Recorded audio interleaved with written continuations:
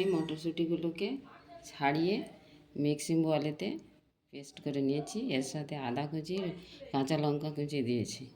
এবার আমি এটাকে ভেজে নেব একটু।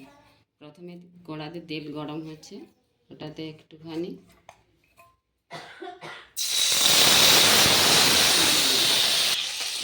হিং দিয়ে দিয়েছি।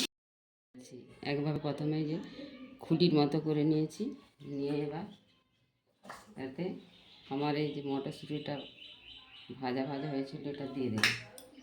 দিয়ে প্রথমে আমি এইভাবে মুড়ে নিচ্ছি।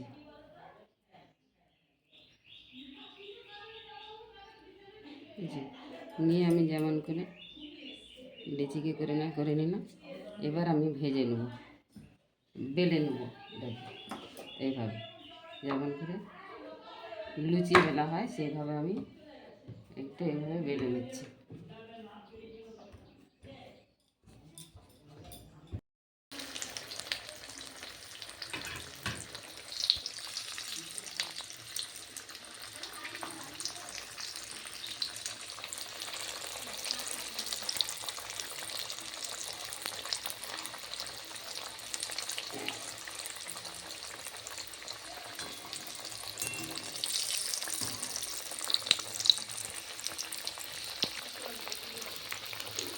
দেখুন আমি কচুরিগুলো ছেড়ে দিয়েছি, আস্তে আস্তে ফুলতে আসছে।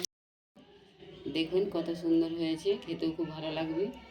শীতের মরশুমে মটরশুঁটির কচুরি প্রত্যেকেই ভালো লাগবে। আপনারা অবশ্যই করে দেখবেন, ভালো লাগলে লাইক